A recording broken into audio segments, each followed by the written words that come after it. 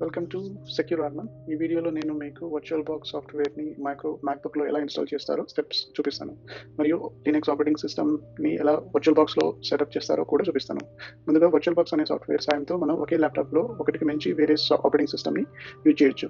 ఇప్పుడు virtual box సాఫ్ట్వేర్ని virtualbox.org అనే అఫీషియల్ వెబ్సైట్ నుంచి డౌన్లోడ్ చేసుకోవాలి. తర్వాత డౌన్లోడ్ అయిన ఫైల్ని క్లిక్ చేస్తే ఇక్కడ చూపించిన డైలాగ్ బాక్స్ వస్తుంది.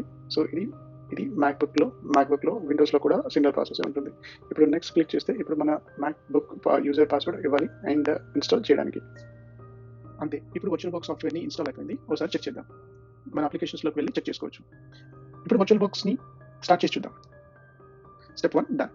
నా Ubuntu లినక్స్ ఆపరేటింగ్ సిస్టమ్ని డౌన్లోడ్ చేయాలి. అయితే నేను ముందుగానే డౌన్లోడ్ చేసుకున్నాను, ఎందుకంటే ఈ ఫైల్ 5 GB కంటే ఉంటుంది, సో టైం పడుతుందని నేను అలా చేశాను. బట్ మీకు నేను చూపిస్తాను. మీరు ubuntu.com వెబ్సైట్లోకి వెళ్ళి Ubuntu డెస్క్టాప్ ISO ఫైల్ని డౌన్లోడ్ చేయాలి. ఈ వెబ్సైట్ లింక్స్ అన్ని నేను డిస్క్రిప్షన్లో ఇస్తాను, సో డౌన్లోడ్ చేయడానికి ఈజీగా ఉంటుంది. డౌన్లోడ్ చేశాక ఇప్పుడు వర్చువల్ బాక్స్ సాఫ్ట్వేర్ని స్టార్ట్ చేసి న్యూ అనే ఆప్షన్ని క్లిక్ చేయాలి. ఇప్పుడు ఒక డైలాగ్ బాక్స్ ఓపెన్ అవుతుంది. ఇప్పుడు వర్చువల్ బాక్స్ నేమ్ని మనకు నచ్చిన నేమ్తో ఇవ్వచ్చు. ఫోల్డర్ నేమ్ ఆప్షన్ మాత్రం మీ ల్యాప్టాప్లో ఉన్న ఆప్షన్ని చూసి ఫ్రీ స్పేస్ని చూసి ఫోల్డర్ని సెలెక్ట్ చేసుకోవాలి. తర్వాత ISO ఇమేజ్ డౌన్లోడ్ అయిన లొకేషన్ని సెలెక్ట్ చేయాలి.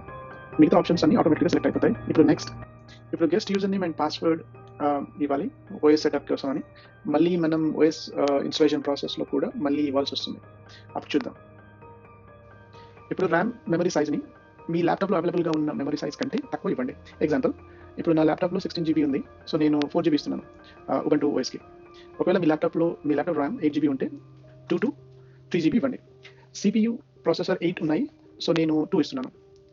మీ అవైలబిలిటీని బట్టి ఇవ్వండి, మీకు 4 into 2 అని. తర్వాత నెక్స్ట్ క్లిక్ చేయండి.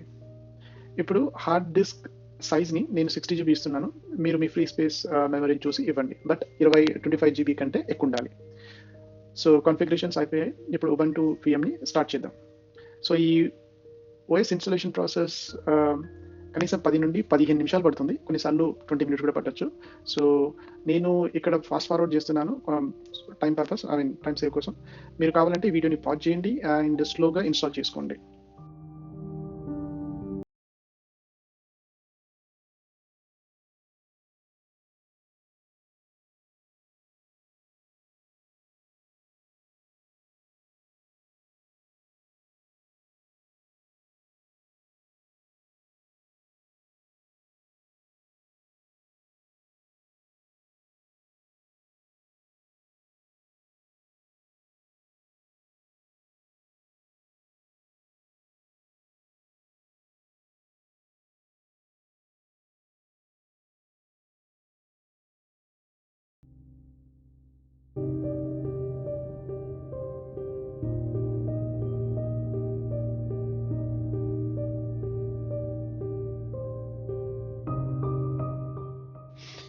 ఇప్పుడు అన్ని అప్లికేషన్స్ ఏదైతే మనం చూసామో ఇన్స్టాలేషన్ ప్రాసెస్లో అవి అన్ని ఇన్స్టాల్ ప్రాపర్గా అయ్యాయో చెక్ చేసుకొని అంతే, కంప్లీట్ అయిపోయింది.